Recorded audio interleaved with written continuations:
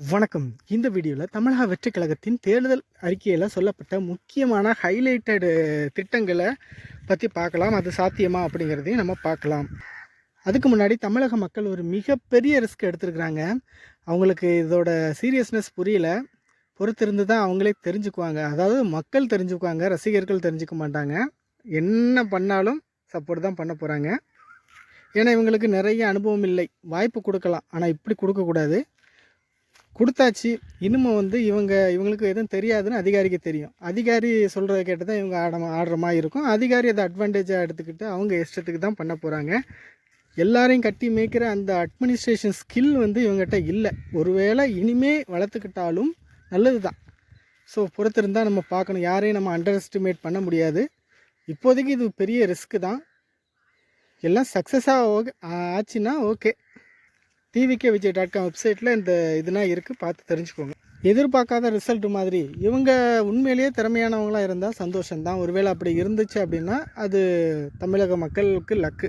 அப்படி இல்லாத பட்சத்தில் தமிழ்நாடு ஒரு பீகாராக மாறி, பீகார்காரன் ஃபுல்லாக இந்த தமிழை வாராம்பார், தமிழை நம்ம வடக்குன்னு சொல்லி கிண்டல் பண்ணுற மாதிரி தமிழ்னு சொல்லி கிண்டல் பண்ணுறதுக்கான வாய்ப்புகள் அதிகம். அப்படின்னா ஆகக்கூடாது. எல்லாம் நல்லபடியாக இருக்கணும், இவங்களும் நல்லபடியாக ஆட்சி பண்ணட்டும். பொறுத்திருந்து பார்க்கலாம். சரி, ஒவ்வொரு திட்டத்தை பார்க்கலாம். 60 வயது வரை உள்ள அனைத்து குடும்ப தலைவிகளுக்கும் மாதம் 2500 ரூபா. குறிப்பாக வயசானவங்களுக்கு தான் இந்த பணத்தோட இது முக்கியம். ஏன்னா குடும்பத்தில் இந்த பணம் வருது அப்படிங்கிறனால தான் நிறைய பேருக்கு ஒரு சப்போர்ட் இருக்கும். ஸோ அப்படி இருக்கும்போது 60 வயசுக்கு பிறகு உள்ளவங்கன்னா என்ன பண்ணுறது? இது என்ன திட்டம்? முதல்ல இப்போ முதியோர் பென்ஷனுக்கு 3000 ரூபா கொடுக்குறேன்னு இருக்காங்க. பட் முதியோர் பென்ஷன் எல்லாத்துக்கும் கொடுத்துட மாட்டாங்க, வயசான மட்டும். அதுலேயும் ஆண் குழந்தை இருக்கக்கூடாது. அந்த மாதிரி 1008 ரூல்ஸ் அண்ட் ரெகுலேஷன் போட்டு வச்சுருக்காங்க. அப்படிப்பட்ட ஒரு குடும்ப தலைவியோ ஒரு பெண்ணோ, அந்த பெண்ணுக்கு கிடைக்குமா கிடைக்காதா? கிடைக்காது. இது ஒரு நல்ல திட்டம் கிடையாது. ஃபஸ்ட் இதுக்கு முதல்ல ஃபண்ட் எங்கே இருக்குது? முன்னாடி நம்மளுக்கு எதுவுமே தெரியாது. அரசு என்ன சொன்னாலும் வாங்கிக்குவோம். இப்போ ரியாலிட்டி புரியுது, எவ்வளோ கடன் இருக்குது, இந்த மாதிரி பல்வேறு விஷயங்கள் தெரியுது. ஸோ அதனால தான் நம்ம இப்படி பேசிகிட்ருக்கோம். யாராச்சும் பண்ணாலும் 1000 ரூபாங்கிறத பெருசு. இப்போ 2500ங்கிறது ரொம்ப ரொம்ப ரொம்ப ரொம்ப பெருசு. இதுக்கான பலன் வீட்டு வரி, கரண்ட் பில்லு, தண்ணி வரி, பால் எல்லாத்துலேயும் பிரதிபலிக்கும். வேறு பத்திரப்பதிவு எல்லாத்துலேயும் பிரதிபலிக்கும். ஏன்னா இப்போதைக்கு லஞ்சம் இல்லாமலே 11% பத்திரப்பதிவுக்கு, 20-25% ஆனால் கூட ஆச்சரியம் இல்லை. இனிமேல் அன்னபூர்ணி திட்டத்தின் மூலம் வருஷத்துக்கு 6 சிலிண்டர் ஃப்ரீ. நான் இன்றைக்கி ஒரு மார்க்கெட்டுக்கு போனேன், ஒருத்தர் கூட பாசிட்டிவாக பேசலை. 6 சிலிண்டரை பாதியாக வெட்டி தருவாங்க, அதை எப்படி தருவாங்க அப்படி தருவாங்கன்னு கிண்டல் தான் பண்ணிகிட்ருக்குறாங்க மக்கள். பட் யார் தான் ஓட்டு போட்டாப்போ அப்படிங்கிறதும் தெரில. அடுத்ததான் இதுதான் மெயின்.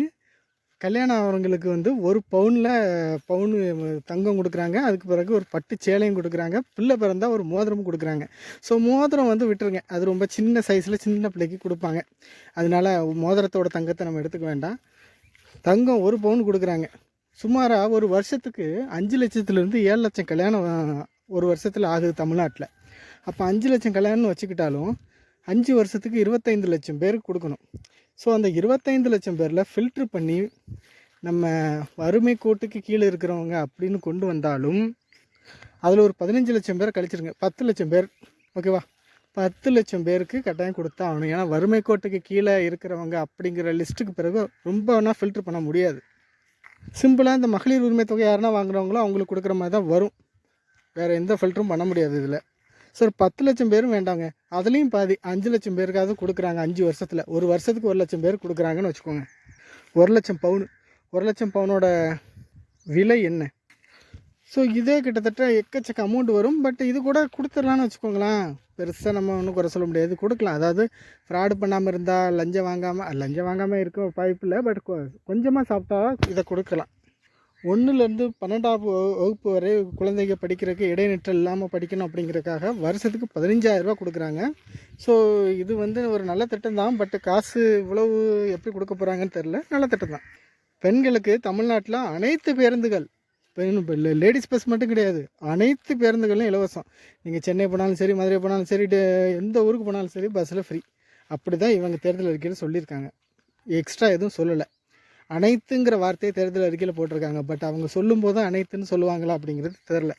சும்மாவே போக்குவரத்து கழகம் ரொம்ப லாபத்தில் இருக்குது. ஸோ இப்போ அனைத்து பேருந்துனா முழுக்க பஸ்ஸில் தான் கூட்டியிருப்பாங்க எல்லோரும். இப்போவே போர் அடித்தாலும் எல்லோரும் பஸ்ஸில் கிளம்பிடுறாங்க. பரவாயில்ல.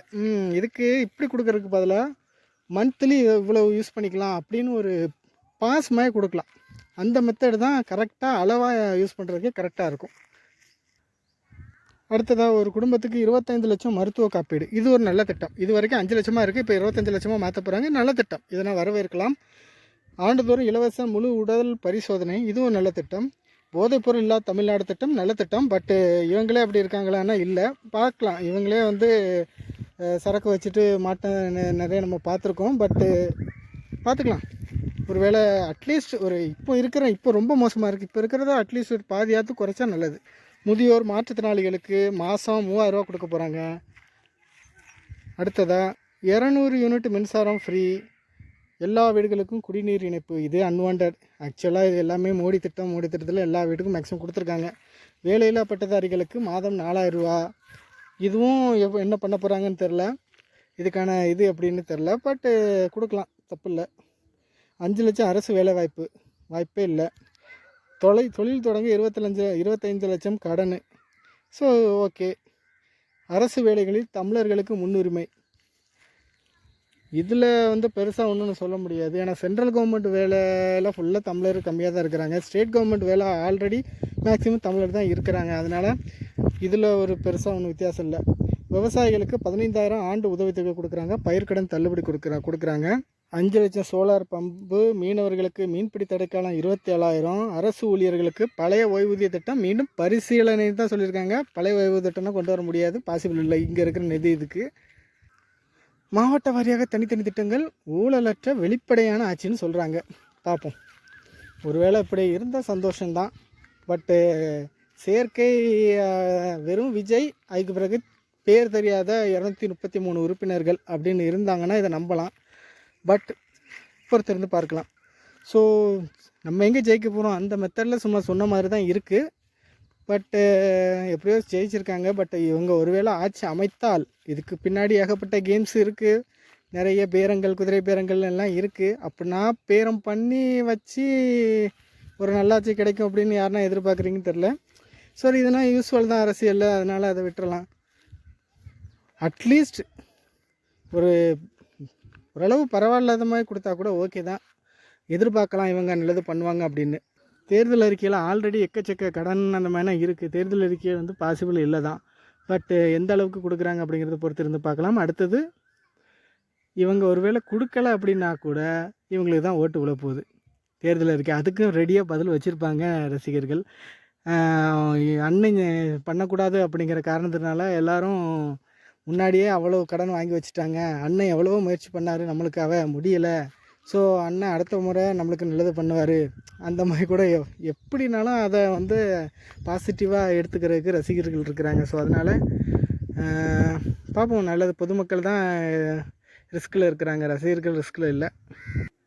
ஸோ கொரோனா அந்த மாதிரினா காலகட்டத்தில் வந்து எடப்பாடி பழனிசாமி நல்லா இது பண்ணார். அதுலேயும் குறிப்பாக அந்த மந்திரி, அவர் பேர் விராலிமலை தொகுதியில் உள்ள விஜயபாஸ்கர் வந்து என்ன தான் நம்ம வந்து திராவிட கட்சிகள் வந்து வேஸ்ட்டு அப்படின்னு சொன்னாலும், கிட்டத்தட்ட இந்த 50-60 வருஷமாக என்ன தான் அவங்க நிறையா சாப்பிட்டாலும் தமிழ்நாடை நல்ல நிலைக்கு தான் வச்சுருக்காங்க. பட் இந்த 5 வருஷம் அப்படிங்கிறது பல பேருக்கு ஒரு பீதியை கிளப்புற மாதிரி ஆகிப்போச்சு. ஏன்னா வந்து எல்லாம் பாசிட்டிவாக அமைஞ்சால் ஓகே. இவங்க வந்து என்ன நடக்க போகுது அப்படிங்கிறத பொறுத்திருந்து பார்க்கலாம். ஒருவேளை தமிழ்நாடு பீகாராக மாறினாலும் மறுபடியும் இதே மாதிரி தான் தேர்ந்தெடுப்பாங்க அப்படின்னு நம்பலாம்.